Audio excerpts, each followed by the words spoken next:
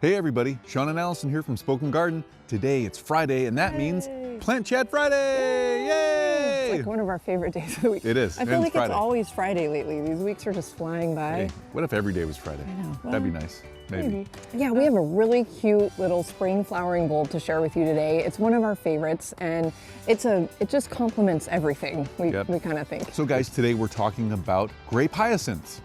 Also known as Muscari.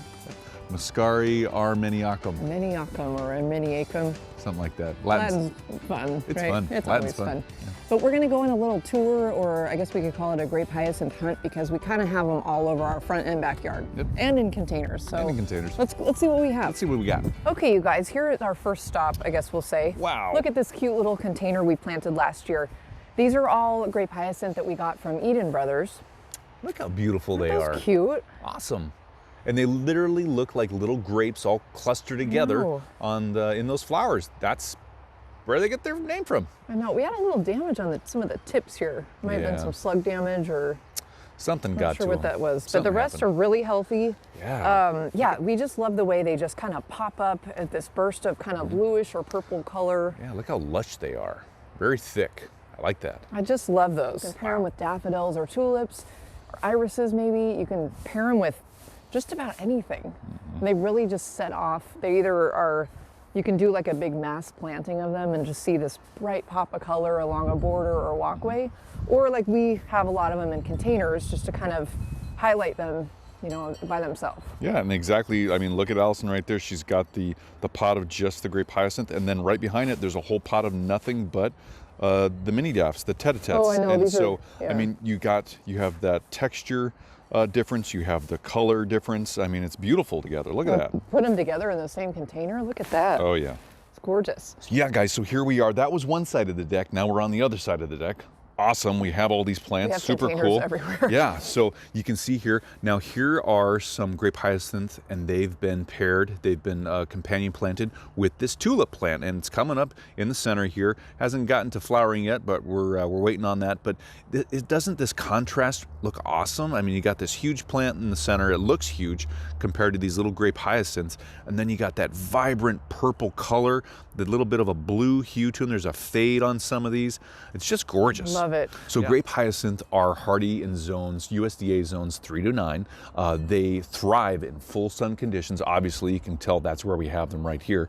They will also grow in partial shade or filtered sun areas, like underneath like deciduous trees, during this time of year that haven't fully leafed out yet or flowered yet. So that's super cool. So guys, they like well-draining soil, and they actually need just regular watering while they're actively growing and flowering. Now, after they're done flowering, you can come through and cut these stems of these flowers back, like just down here.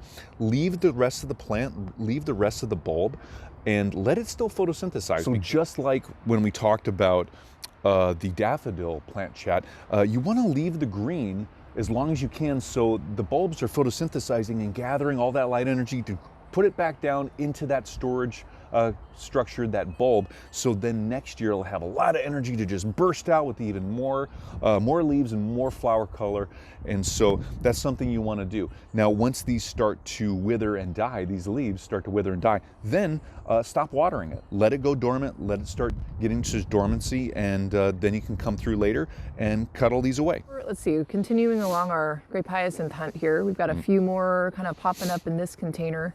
Don't mind these tulip leaves. We had some damage. We're not quite sure what happened there. Yeah, I mean, it might have been some of the squirrels digging earlier on, and they damaged the top of the bulbs when they were digging and chewing, and makes us so mad. Squirrels be crazy. Squirrels be crazy. Okay, you guys, we're out in our front yard now, and we have a lot of grape hyacinth out here that we planted in different years.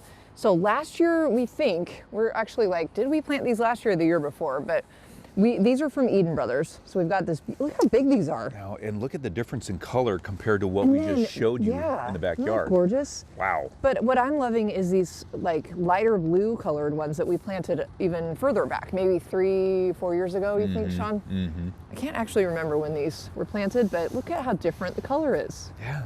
Yep. And they're a little bit smaller. They don't have as many leaves or are growing as robust as the other ones. But I mean, they're still beautiful, and they add so much to our garden. I love these guys. Wow.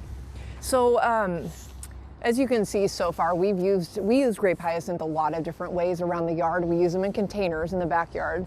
In the front yard, we kind of had some random mass plantings, and some of them we're not sure if we actually planted or if they spread like over the years. So we're going to show you another spot in our front yard where we have them along a border. A lot of people take a massive amount of grape hyacinth bulbs and just plant a large swath of them because they make a bigger impact. And then you can even have like a row of yellow daffodils behind them, or there's so many different things you can do. Look at all our dabs. I know, these are gorge. These are gorge. Oh, I love those. There's like 5 or 6 on each. I know. Sorry guys, we get sidetracked with these dafts here. All of our beautiful geranium dafts from Color Blends are like fully, actually they're still opening here. Yeah. Yep, and then look what's in front of them, just like Allison was describing.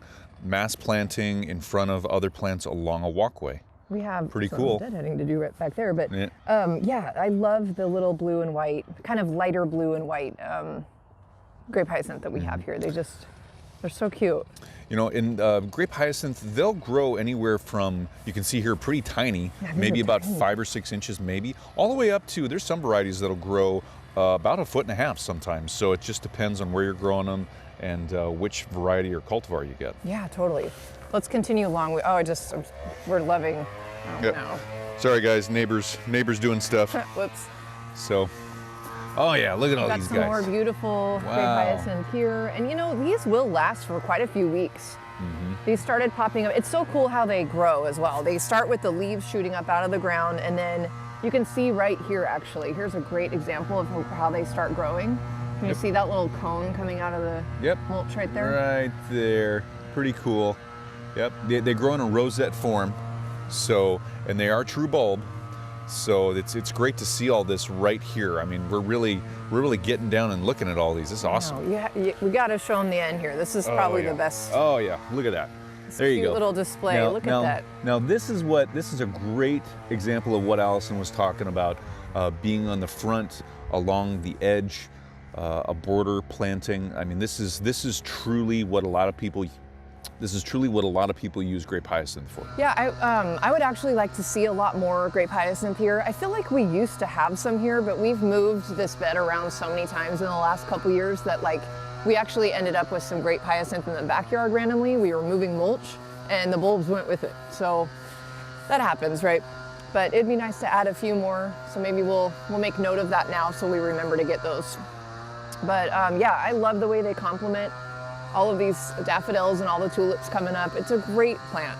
So guys, some pests that grape hyacinth are susceptible to, definitely slugs and snails if you're having a mild spring. There could be some insects too in your local area, but make sure to just check with your local extension agency. Also, another thing to keep in mind is the good news is squirrels will not eat these bulbs, but the bad news is they will dislodge them. They might try to bite into them and see if it's something they want. Yeah. Same with deer. So that's kind of always a bummer with bulbs, right? You can't always protect them underground. They're gonna get dislodged. Yep, and plus, that's the young deer and the young squirrels that are coming over. They're trying new things, they don't know. So yeah, they're gonna come over and take a nibble of something. I know, so there's things you can do to protect your bulbs in the fall, and that's a different conversation. But for now, if you do have grape hyacinth, we hope that you enjoy them as much as we do.